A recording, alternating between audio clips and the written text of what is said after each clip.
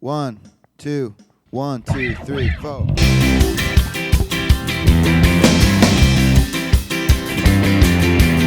Hello, everybody. This is Sam Jacobs. You're listening to the Sales Hacker Podcast. I am the founder of the Revenue Collective, which is the association, the exclusive community for commercial executives at growth companies. As I'm sure at this point you know, we're officially in 6 cities: Boston, Denver, Toronto, London, Amsterdam, New York.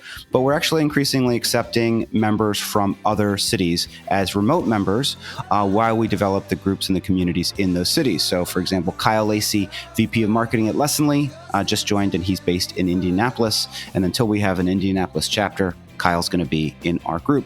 So that's what I do. But most importantly, we've got a show today for you. And we've got Dan Fougere on the show. Dan is the Chief Revenue Officer of Datadog. Datadog is well north of $100 million in annual recurring revenue. Dan hinted that things are going so well that maybe there's a good event in the future for them this year, maybe like an IPO, but we'll see. But Dan's got, over 20 years of sales experience and specifically has insights on sales leadership, which I think is super important because there's a big difference between just individual execution and how are you a great leader? What does it mean to be a great leader? Not just a great manager, but a great leader. So I think it's a really, really good show. Now, before we get to the show, of course, what we want to do is thank our sponsors. The first is Chorus.ai, the leading conversation intelligence platform for high-growth sales teams. Chorus records, transcribes, analyzes business conversations in real time to coach reps on how to become top performers. It also is a powerful mechanism to relay feedback directly to the product team and the engineering team because they can hear from the actual voice of the customer. So with Chorus.ai, more apps hit quota, new hires ramp faster, leaders become better coaches, and everyone in the organization can collaborate over the actual voice of the customer. Check out chorus.ai/saleshacker to see what they're up to. Our second sponsor is Outreach. That's Outreach.io, the leading sales engagement platform. Outreach supports reps by enabling them to humanize communications at scale, from automating soul-sucking manual work that eats up selling time to providing action-oriented tips on what communications are working best. Outreach has your back. Now, coming up in March, we're running Unleash 2019. It's now March when you're hearing this. Really what we're talking about is next week. Next week, this is going to be, hopefully you've got your tickets at this point, but if you don't, Unleash is happening March 10th through 12th in San Diego. Listeners of the pod get $100 off just for entering the code SHPod. Hop over to unleash.outreach.io and use the code SHPod to save $100 off your ticket. I'm going to be there, and it's going to be amazing. And without further ado, let's listen to our interview with Dan Fougere. Hey, everybody, it's Sam Jacobs. Welcome back to the Sales Hacker Podcast. We've got an exceptional show for you today. We've got Dan Fougere on the show. He is the Chief Revenue Officer for Datadog. So let me quickly give you Dan's bio. He's responsible for Datadog's global sales strategy and execution. He's been doing software sales for 20 years at both public and pre-IPO software companies. Before Datadog, he was global and America's head of sales at Medallia, which is the leading customer experience management company, very well-known company, very big company. In his 5 years at Medallia, Dan helped design and execute a go-to-market approach that increased annual revenue by 10x and grew the sales organization from 7 people to 300. Before that, he's held leadership positions at BMC, Blade Logic, and Actuate, and he holds a degree in mechanical engineering from Rensselaer Polytechnic Institute, or RPI. Dan, welcome to the show. Sam, great to be here. I'm long-time listener, first-time talker, so thrilled to be here. Thanks for having me. Well, welcome to the warm embrace of the Sales Hacker Podcast. So we want to get to know you a little bit before we dive into some of the areas where we think you're an expert. So your title is Chief Revenue Officer. The company is Datadog. Tell us, what is Datadog? What does Datadog do? Sure. Datadog is a SaaS software company, the leading platform for monitoring and analytics for today's modern infrastructure. Public cloud, private cloud, containers, microservices, serverless, Kubernetes, orchestration, you name it. All the cool new technology that's driving cloud-first innovators like Airbnb, Shopify, Twilio, and Hulu, and leading traditional companies making the cloud migration like Capital One, Verizon, HSBC, and USAA all use Datadog to make sure their infrastructure and applications are optimized so they can fix issues before they impact the customer. Datadog is the only solution that brings together infrastructure, application monitoring, and log management all into one application. We can dramatically reduce the amount of effort required to set up monitoring and also help companies make the moves to the cloud faster. Wow. Okay.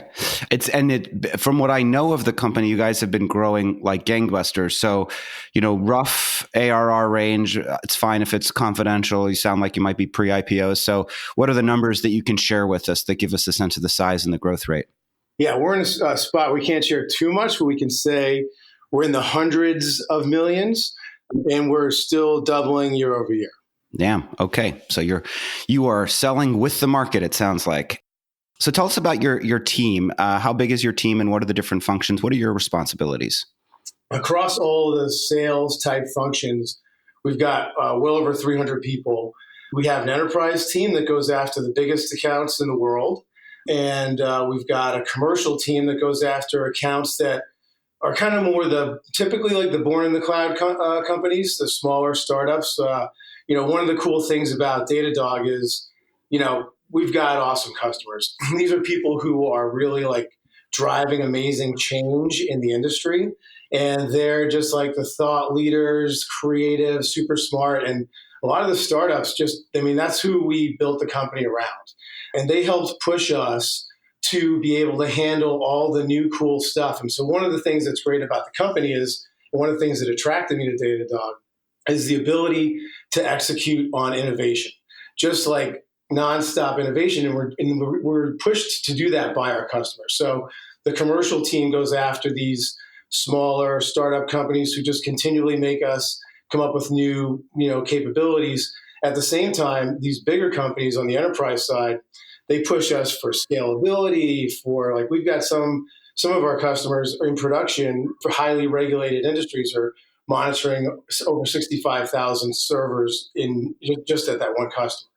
And so at the same time, one of the things that is pretty interesting about a lot of these new SaaS companies and Datadog is one of them, is that a lot of the growth can become organic.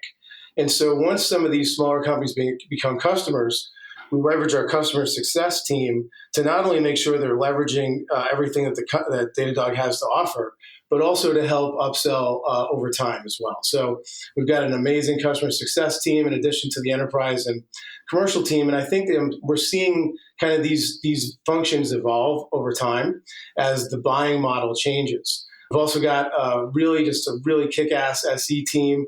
And one of the things we've done that's kind of interesting is, instead of now we do have a lot of people who are traditional SEs, but again, trying to map to our customers' needs, we're hiring people who are like developers and we're teaching them how the sales stuff. And because the cloud stuff, the open source and the cloud and everything is so new and if you don't have it, we're not going to be able to bring as much value to the customer. So we're going to kind of over-index on their knowledge of the cloud space and then teach them the sales stuff.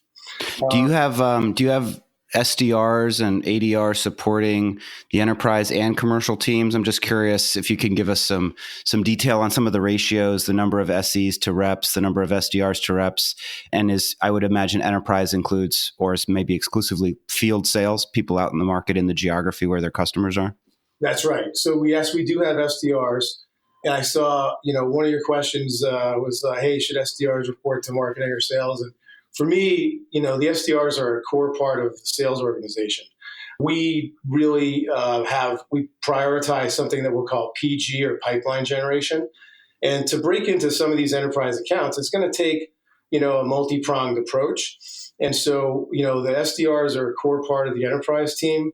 We're striving for like a 3-to-1 ratio of AEs or account execs to SDRs for the enterprise. But we also have great teaming on the commercial side between the SDRs as well. And so there, I think we're probably in a similar type of a ratio. And, those folks are trying to go after lots of different companies. And so teaming up certainly helps. Another thing that's super cool about what's been happening here over the past couple of years is we've really been able to kind of had the SDRs become kind of the farm team for the commercial team. And so after spending something like a year or so honing their skills, getting all the training in the SDR role, we're having great success promoting those folks to the commercial AE role. And they're having just incredible, like their ramp time is really short and their productivity is is excellent, and so we're getting a lot of value out of that too. And it's also an exciting part of when we're recruiting those people to know that it's not just like a promise that we're going to promote people, but it's actually part of our go-to-market. Do you start giving SDRs pipeline or deals to close before they're promoted to accelerate their ramp? Or is it there's a hard line, and past that hard line of promotion, that's when they need to build their own pipeline? Yeah, we haven't done that yet. It's an interesting idea. I think as we evolve, and maybe that's something we could end up doing. And I know that as I've gotten promoted in the past, that's been a key aspect of it, is to start to give the person a little more responsibility. So I'm not saying we won't do it. We just haven't gotten there yet. Understood. So let's talk about your background. One of the qualities that we want to talk about in today's show is really these concepts of leadership and how to be a great leader. And one of the ways that we figure that out is by understanding, where you come from. So tell us a little bit about sort of where you came from, how did you get into sales, and walk us through the journey that resulted in you being CRO at Datadog and some of your success at Medallia. You bet. So it's it's an interesting story. My dad was a cop in New York City. He was actually like an undercover street crime detective. So kind of like, Serpico or something like that, the movies from the 70s. Of course. So everybody I knew was kind of like firemen or cops or something like that. And then when I was 13, we moved to the country. Like I was working on farms. There was no sidewalks. Longer story about how that happened. But longer story shorter, I didn't even know what a business person was. I didn't know what a salesperson was. And I was in school but we didn't have a lot of money. And I was reading the U.S. News and World Report, and it said top earning degrees, and they were all engineering degrees. And I happened to be good at math and science. And so I went to engineering school, and I happened to use this software for design. I did mechanical engineering, and the software was pretty cool. It was 3D modeling software, CAD CAM. And I ended up getting a job partly through my fraternity brothers, partly because I knew this software, and the software is called Pro Engineer. And it was made by a company called Parametric Technology, or PTC. And I just learned more about that company, and I was just blown away. It was like everybody was like young and smart and energetic, and I just really wanted to be part of what they were doing. So I joined that company as a pre-sales engineer. And that was when I met my first salespeople.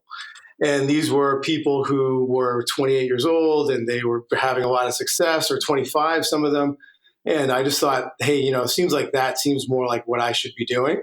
So I ended up becoming a rep at PTC. And another thing is my first job at PTC, my first job out of school, I did real engineering. I did that in Michigan. Then I moved to Silicon Valley to go to work at PTC as an engineer. Then I moved to Texas, to Dallas, to be a rep at PTC. I just got amazing training. And I just, the leaders at PTC, there's a guy named Steve Walski, who was the CEO there. This guy, John McMahon, who was the head of sales. They made a big impression on me around their investment in me and all the other salespeople, where it was an environment of high accountability, but amazing enablement, amazing training. And they helped kind of like take what to me was like an amorphous, structureless thing about like sales and how people make decisions to buy things, and turned it into more of a science. And so I got some great training there, and I was able to then go, but I always wanted to go to one of these startups, whether it was like Steve Jobs or whatever kind of pictures I had in my mind. And when I was out in Silicon Valley, that's when Netscape happened and all that. And so I just wanted to be part of some kind of Silicon Valley thing. And I happened to be the second choice for a rep job for a company called Actuate, which at the time was probably doing about $15 million a year, but was in like the red herring, top 100, startups. And anyway, fortunately, the first choice guy didn't take the job. And I told the VP if she didn't pick me, I was going to call all of her customers and tell them that I was the rep anyway. Okay. She gave me the job, and I took all that PTC training with this great territory and this cool new technology. And I rode that World Wide Web thing for a few years. I happened to be the number one rep, I think, actually, when I left in the history of the company, and they moved me to New York I got to sell to all the financial services companies. And that's when I started to do big deals. But I knew I met my wife, and I wanted to take on more. And so I ended up getting a leadership job. My first leadership job and they happened to move me to London. So I got some international experience. I got to start to learn how to do leadership. It was a good couple of years in London at Actuate, but I could tell that the company maybe was, the best days were behind them, and I wanted to learn more.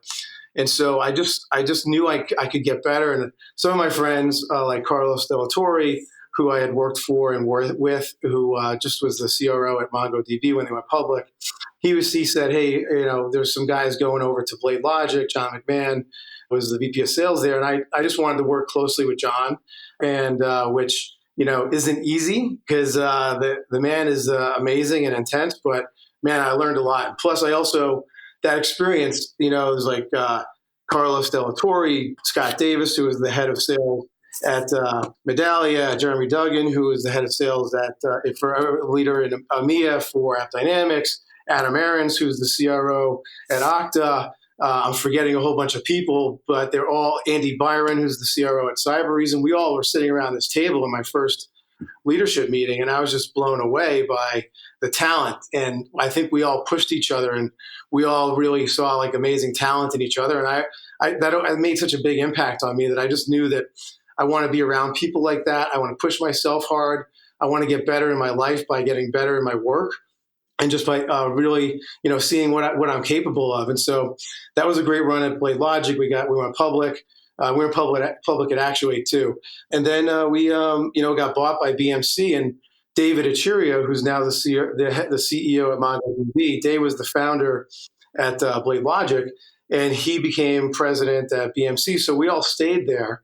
And I learned a lot, actually, because even though I kind of had probably, not as favorable a view of big companies before, because I kind of thought of startups as the real deal, the big companies, there's a lot to learn there too. So I learned a lot about sales ops. I learned a lot about kind of the financial aspect of running a software company, meeting with CIOs, that kept doing really big deals, like $10 million plus deals. But it was time for me to go to another startup. And Steve Walski, who was the founding CEO of PTC, was on the board of this company, Medallia. And there was also Doug Leone, who was the head of Sequoia at that time, who I knew a little bit. They were both on the board of this company, Medallia. I just was really inspired by the founders. They, were really doing something cool around customer experience. So I went there, and Scott Davis and I went there around the same time. And we were members number 7 and 8 of the sales team when we joined. When we left 5 years later, there was over 300 people on the team doing about $300 million a year, and did some deals around 20 million or so. So that was great. But, it just wasn't going to work out exactly the way I wanted. And so it was time for a change. And I've learned a few things along the way. And one of the things was I wanted to go someplace where product innovation was absolutely paramount. And I could see that the people were passionate about building a great company and really passionate about delivering awesome technology to customers and building. And so when I met the founders of Datadog, I was living in Silicon Valley. And I just thought it took me 5 years to convince my wife to move to Silicon Valley. I got 3 small kids, but I called up my wife. I said, I think that we might need to move back to New York because I think Datadog is special. So that was, about 2.5 years ago. And I have to say, it's just gone beyond my wildest dreams. And the people are amazing to work with, and we're doing awesome things for our customers. And we're riding this whole wave of the cloud. Everybody's moving to the cloud for infrastructure. So hopefully I get to add another exit at some point onto my career list. I'm sure you will. That's an incredible journey, Dan. And I didn't realize for some reason that you're in New York. So that's great, because I'm right now in New York, and I'll make sure that we connect in person at some point. Exactly. But so, I guess you've been doing this for well over 20 years. And one of the things you talked about is this concept of a repeatable leadership system from some of the people that you just mentioned as you went through the career, John McMahon and Steve Walski. So talk to us, what is a repeatable leadership system, and how does it inform your career and your choices and the kind of senior executive that you've become? I'd say I learned a bunch from the PTC lineage, and then I learned a bunch at my last place too. And that last place was a little bit more maybe like EQ, modernizing it. And so number one for me is create a collaborative, safe environment for constant learning.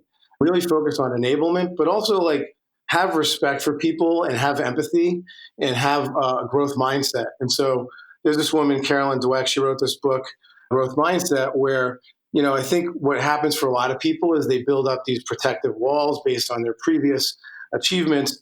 And that actually inhibits you really getting to that next level. And I think, especially as a leader, once you get beyond, hey, as a rep, you're going to learn how to do a deal. And as a leader, you're going to learn how to hire a rep. But eventually you learn these kind of like subject matter expertise skills. And then it becomes about you and your ability to grow and how you engage with people and how they feel when they engage with you. And so I want to make sure that that's a part of how we build great leaders here, and how we also make sure that salespeople, even though we're pushing them really hard, that they feel respected and they feel like, we're treating them the right way with like, support while we push them hard. Is there an evolution personally that you've gone through? I mean, it sounds really important what you just said. How are there specific personal journeys that you're comfortable sharing about how you've grown or evolved over the course of your leadership career? Yeah, I'd say going through a couple tough times in my life previous to that, to my sales career was one thing, but just situations when you're having like a tough time and you realize, holy cow, I'm not able to achieve right now at the level I want to. And you can see that that's like a moment in time for somebody who is talented and driven and determined. And how can you be understanding of them there and then give them some support? Because sometimes what people need is not like more of a beating. They need some they need a lifeline, right? They need you to reach out and see what they need. And it's easy to kind of write them off as saying, hey, that person's no good. But it's a little harder but more valuable, I think, to see like what is this person capable of? What do they need right now? And how can I try to get that to them? Because what I've seen is that people can change, right? People can, go from a place where they're not achieving as well as they want to a place where they can. But it takes a little bit of extra work, and it takes some empathy and understanding. At the same time, you got to be realistic, and if they don't have the skill or the will, then you have to make a change. And the other thing I'd say there is like even having respect for that person, so that it has no bearing on them as their value as a human, right? There might be another job out there at another company that's actually what they should be doing. I mean, so don't send them off into some other place with bad taste in their mouth. So if you can do it. Is that a good answer, or what do you think? I think it's a good answer. Yeah. I mean, of course, I think, personally for me, you're exactly right. You build up these walls partially because you're hired to do a certain job, and the idea that you can be vulnerable and say, I actually, that this particular thing, I don't have a lot of experience with. There's a lot of hesitation to express that because you're worried that, your executive peers might judge you in some way. Sam, that's a brilliant insight right there. So there's this woman, Brene Brown. She's written a book. I saw her speak, and she talks about vulnerability as part of leadership. And to me, when I look at what I learned through that PTC lineage, I learned so many great fundamentals, like driving pipeline generation, how to recruit, constant qualification. All those things are absolutely core and fundamental to creating and driving a high-performance sales organization. But also these other parts, these other EQ parts, empathy, vulnerability. I think if you combine all that together, then you get the optimal formula. Yeah, I hope so. To your point, like change is very hard. One of the things that, that you've got a big focus on pipeline generation. Walk us through some of your philosophies there, just because, I think we're on the same page. You can't make any money if you don't have any pipeline. So what are your tenets? What are your principles when it comes to building pipeline for your sales org? Yeah. So number one, just make sure it's clearly stated to everybody that this is important, right? This is something that we all do. A mistake I think a lot of salespeople make is they think that, cold calling is for when I was an SDR, when I was 22. It's not. Cold calling is not dead, and it's not the sole responsibility of marketing or SDRs. It's great to have leads from marketing. It's great to have SDRs doing the work, but to be like, in baseball, they call it a 5-tool player, right? Where you can run fast, you can hit for average, hit for power, field, it's a throw. And same thing, I think, as a sales professional, you want to make sure you continually work on your skills, and you've got to take responsibility for creating pipeline. And so one thing about that is first to help everybody see what's working. So by creating that collaborative, safe environment for constant learning, people are going to encourage sharing of what's working, sharing the emails that work, the techniques, what time, what do people not like, and don't do more, don't do that. And so if everybody has that mindset, and if you have this, collaboration environment, and you've also got the enablement going, then it's like you constantly just get a little bit better every day. And it also is better for customers too, because you're not just like throwing a bunch of stuff at the wall and hoping that it sticks. You're really refining your message and your techniques so that when you do engage with a customer, you're having valuable interactions and valuable engagement. Another thing, as far as like from a management perspective, is to actually track pipeline generation. So we actually delineate between pipeline that's been generated through outbound efforts and pipeline that is generated through inbound leads or SDRs. So that way we can get a more accurate view of the truth. And we can also help people get better who maybe are falling down in those areas and change some of the enablement and training that we're doing. Do you have an expectation on the percent of pipeline that an individual rep is supposed to generate on their own behalf versus coming from marketing or from SDRs? Well, I think what we want to do is people are coming to Datadog and to whatever team I'm running to not just make their number. They're coming here to crush it, right? And so if we say, hey, we've got like a 3-to-1 ratio, for example, from opportunity creation to close, then what we want to do is say, okay, well, we need to create 3x quota in pipeline to be able to hit our number. And then what we want to do is say, well, what do you really want to achieve? And so if you want to get to 200% of your number, and fortunately for the enterprise folks on our team last year, 60% of the folks made their number and 50% actually hit 200% of their number. Then wow. I need this much quota, this much pipeline. And so that should be the goal, is kind of like working backwards from there and doing the math about how much money do you want to make? What's the deal close ratio? What's the average sale price? How many opportunities do I need to create during like a week or a month or a quarter? And then start to drive it that way. Here's a debate that me and some other folks have been having within some of my circles, which is the notion of forecasting. And on the commercial side, some folks are advocating for weighted probability. Basically, the way I know what my number is going to be is this many deals at this stage times 40%, because that's the close rate at that stage. The other folks that are working on really big enterprise deals are saying weighted probability forecasting doesn't really work. And it really comes down to a rigorous qualification methodology like a MEDDIC or something, where you can either commit the deal or not. And it's really more binary than that. Do you have a perspective, given that you've worked on so many different kinds of deals, up from the $20 million deals all the way down to the couple $1,000 deals? 100%. Yeah. Some of our deals here are even like the guys at Silicon Valley on the show, in a startup garage with two people and a couple servers. So we got the whole gamut here. Personally, as far as like enterprise deals, that has to be what I would call absolute forecasting. We use MEDDIC and we use the 3 whys. Why should I do anything? Why should it be Datadog? And why now? And that's MEDDIC, and that is our template for how we forecast deals. And everybody needs to use that, and everybody has to put their judgment on every deal. And that way, when we roll up a forecast, we have human judgment put on every single deal. And we also require, some kind of notes, like be able to communicate to me. So we use, obviously, everybody uses Salesforce as the back end. We use Clary for managers to be able to make quick changes and be able to look through the forecast. And then we're using Tableau to do analytics as well. And so, but that gives us what we would call an absolute forecast for the enterprise, but then also for bigger deals for commercial, because our commercial team is amazing. I have to say, my personal background has been primarily enterprise before Datadog, and I love the commercial folks here. I love the energy, and we've got just amazing talent. And, I've learned from them as well. And so, but for the bigger deals, I ask them over some certain amount to also put their absolute forecast and judgment on all the deals. At the same time, some of these deals are very transactional. Someone might buy it on a credit card, and we're not putting judgment on those deals. And then what we do is we actually then do some analytics on the forecast so that we have the absolute forecast. We also have not just weighted, but actually we use some kind of machine learning to help predict based on previous quarters.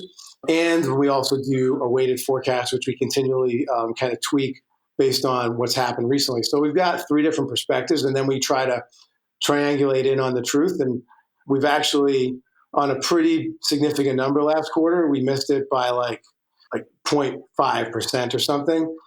Oh, wow. And then, so the past few quarters, we've been super accurate with this. It takes a lot of work, but at the same time, one thing I definitely have learned from our CEO, Olivia here, is sometimes automation is not the best thing, because by having to dig into the numbers and having to dig into the details and do things somewhat manually, you're going to get a lot more familiar with that deal. And that's going to force you every single time I dig into a deal, I'm going to see something where I think, this is the question, this is the risk, this is the red flag, let's do something. And it forces the team to go take action and improve strategy on deals. So I think that a combination of all that is important, and you don't want to do too much automation. That's amazing. And triangulation does sound like the right approach. And so the 0.5%, you mean you missed from the forecast that you had predicted. Obviously, I'm sure you still beat the board number, confirming that. Yeah, yes, we did.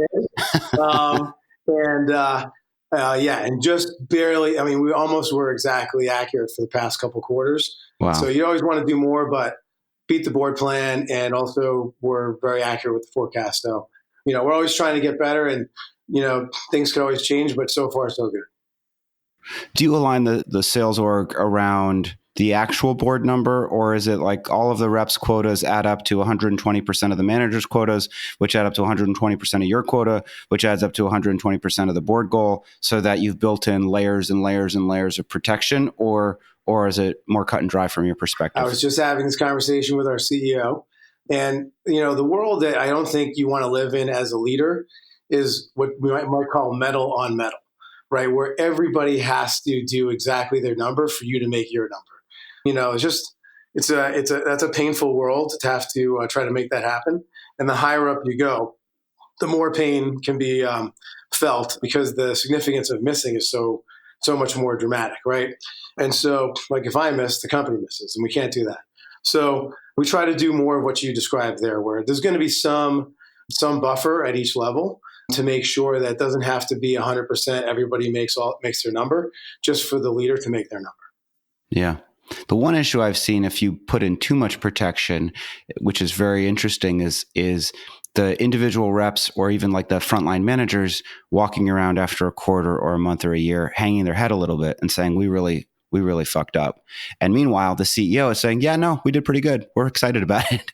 And that dissonance between sort of the morale and the energy at the very top level, where you've built in so much protection that you've actually beat your board number, but the individual people on the ground floor are thinking that they've done a bad job. 100%, man.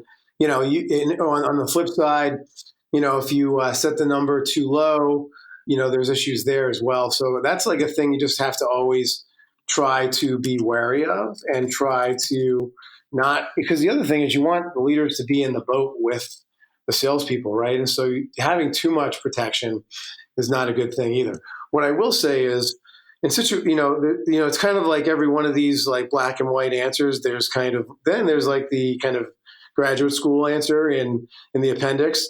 And I think when you're building, right, which is what we've been doing. Because when I got here 2 years ago, we didn't have any salespeople outside of Boston, and we didn't have an enterprise team.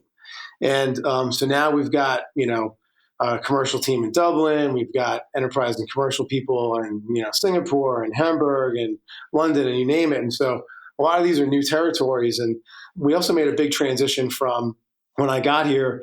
It was really all inbound, responding to inbound leads, and now we're primarily an outbound, in addition to having a lot of inbound. And so as you go through these changes, you also need to take into consideration that you might need to make some manual tweaks to the systematic approach to quotas, because breaking into new territories and creating new teams also has kind of its own challenges.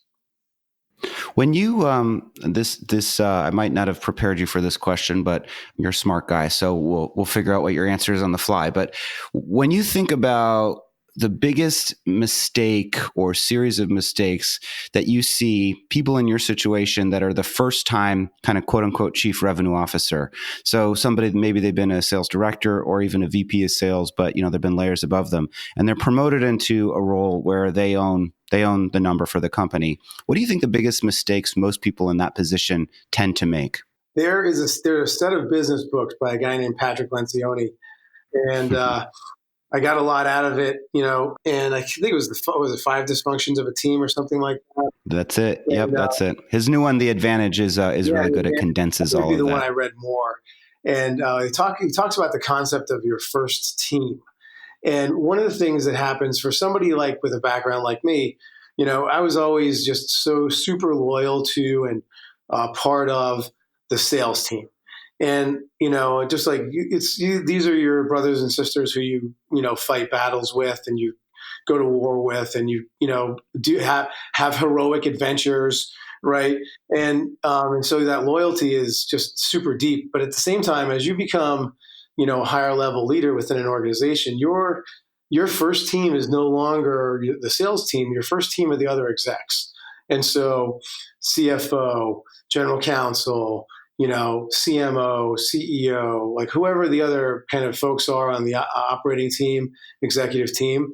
And you need to make sure you have great relationships with those folks and that you're considering the best interest of the company and the best interest of your peers on your first team before you consider the best interest of the sales team. Now, you shouldn't have to make massive compromises where, you've done something negative to the sales team, but I think that's a big change for a lot of people, and that's going to help the company be able to achieve better, because you don't want to over-index or overemphasize the needs of the sales team at the expense of the rest of the company, because that's going to do damage to the company. That's a great insight.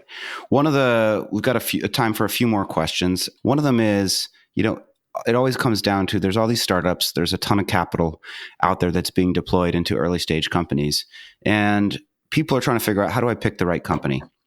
And this is something that I think you have an opinion on. So walk us through, how do you evaluate? Because these, VCs can, they have a portfolio. They make, Doug Leone or anybody else, they make 20 bets or 30 bets.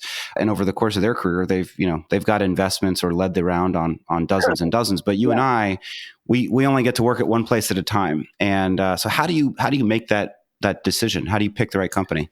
Yeah, a great question. And so far, I've been at 5 startups.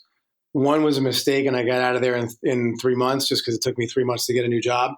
But the other 4 have all become unicorns while I was there. 2 have gone public. Last one is IPO ready. This one may have some good things happening this year. And so my hit rate is relatively good. And I think, but I've learned from some really smart people. And so whether I learned from Doug Leone, Steve Walski, David Achuria, these guys who have an even better track record than me. And so one is, is there a macro driver in the economy or in technology that is directly going to support your growth?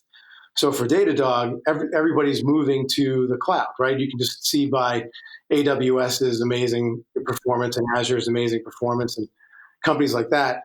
And so that's one thing, like that rising tide will raise all ships. That's one thing that you want to look for. Another thing is something like real technical differentiation.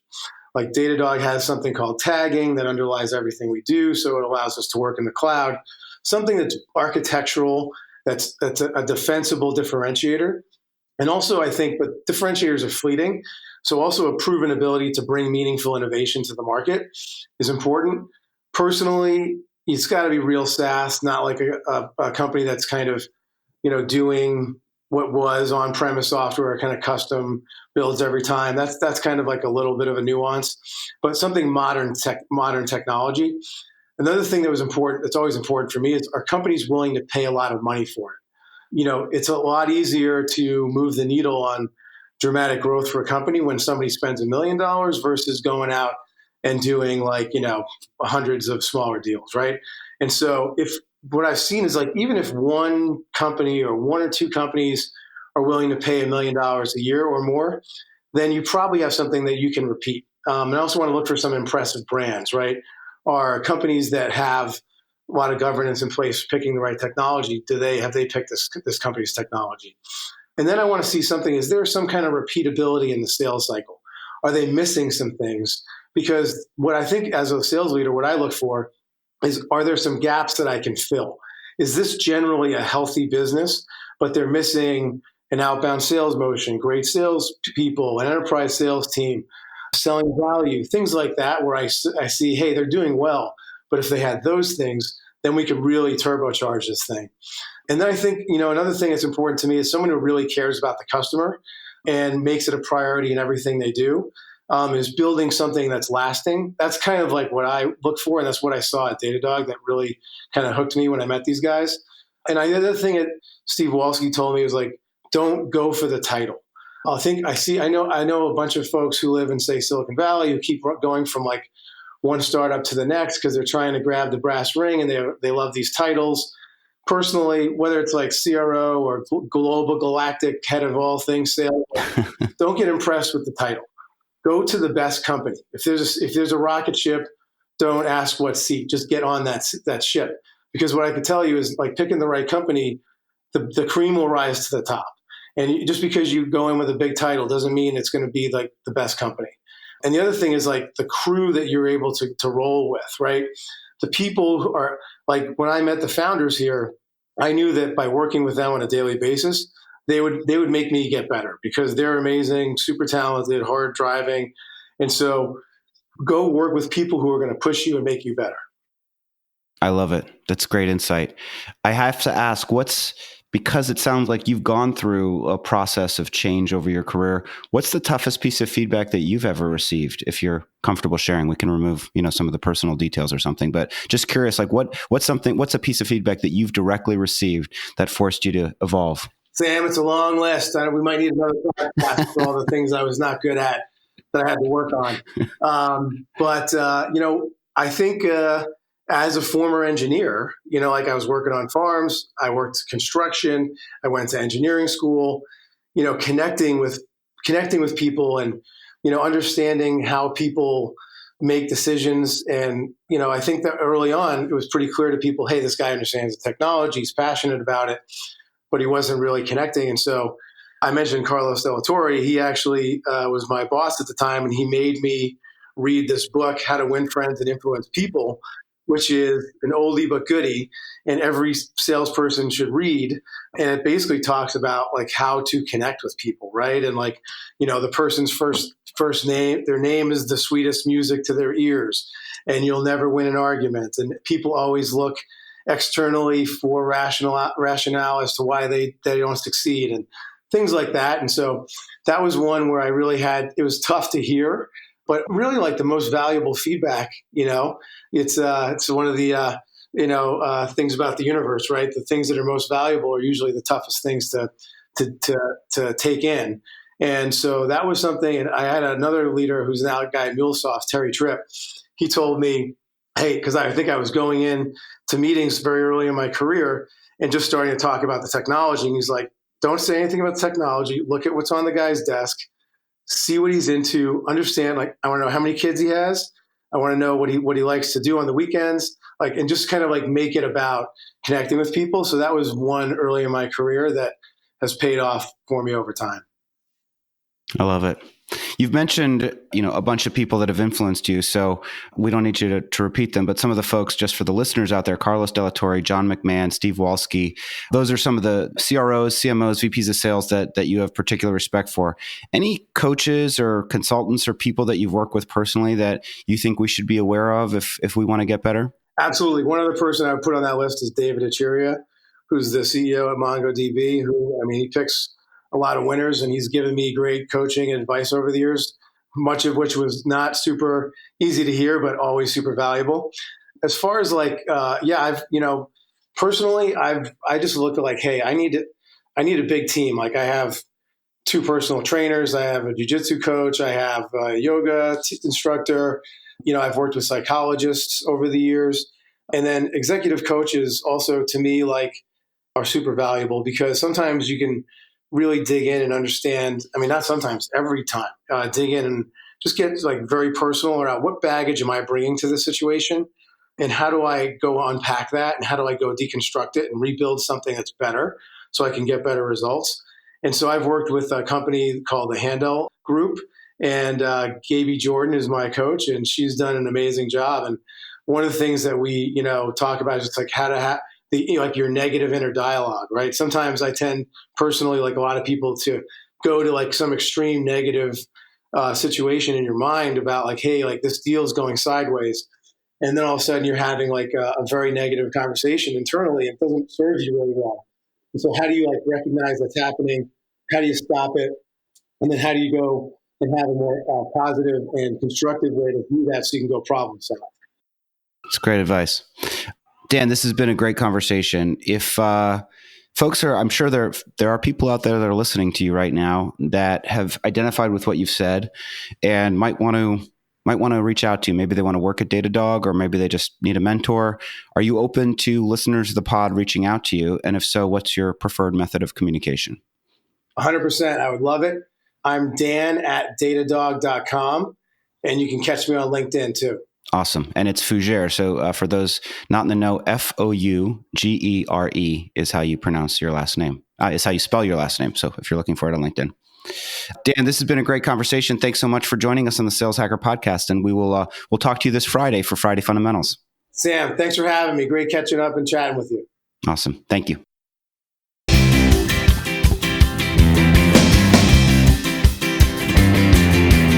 Hey everybody, Sam Jacobs. This is Sam's Corner, a really great interview with Dan Fougere, Chief Revenue Officer of Datadog, and somebody that's been building companies for over 20 years. I think he mentioned he's worked at 5 startups, and 4 of them have had some kind of event, whether it's been an IPO or an acquisition, or sometimes both in the same company. So he's got a tremendous amount of experience, and I think that one of the things that Dan focused on is the emotional, the EQ, the emotional quotient, the ability to understand the emotions and not just the IQ, not just the intelligence, not just the ability to forecast, but the ability to understand how you affect other people. There's a phrase, people don't remember what you say, they remember how you make them feel. And it's strange, but as you go up, as you become a senior executive, one of the big mistakes I made was thinking that my job was to hit the number. That's my job. And, doesn't matter what I need to do. My job is to represent my team and to hit the number and to be correct. And that's not true, actually. Your job isn't, as a senior executive, your job is partially to hit the number, but the main job is to align with the executive team and to not create more work for the CEO. The way you create more work for the CEO is by getting in fights a lot. That's the way that you create work for managers, is by having lots of disagreements that you're unable to resolve on your own, or frankly, pissing people off. And so Dan rightly points out, if you read the Lencioni books, 5 Dysfunctions of a Team, or The Advantage, which is the newest one, your first team as an executive has to be your peer executives. You cannot just be an advocate for your people.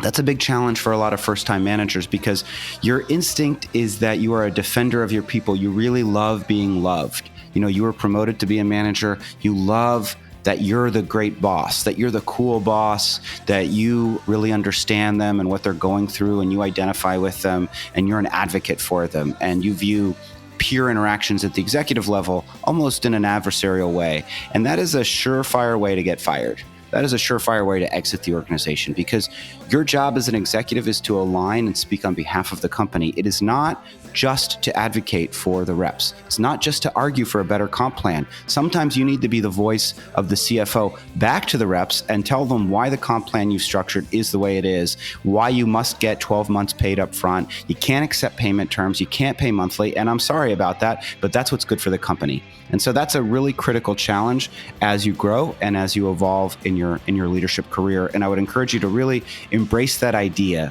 that as you grow higher, it's not just about being right. It's about your ability to interact and influence your peers. So that is my thought for the day for Sam's Corner. Now, to check out show notes, see upcoming guests, and play more episodes from our incredible lineup of sales leaders, go to saleshacker.com and head to the podcast tab.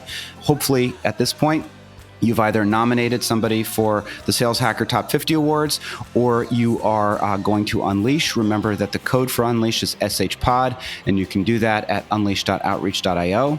If you want to get in touch with me, you know how to do that, but if you don't, find me on Twitter at Sam F. Jacobs, although I've been a little dormant on Twitter recently because it was pissing me off every time I logged on. People are so angry on Twitter, so maybe better to find me on LinkedIn. LinkedIn.com/in and then /Sam F. Jacobs. We would love to hear from you. We do love to hear from you. We love the feedback. And then finally, thanks again to our sponsors for this episode, Chorus, the leading conversation intelligence platform, and Outreach, the leading sales engagement platform. And I will see you next time.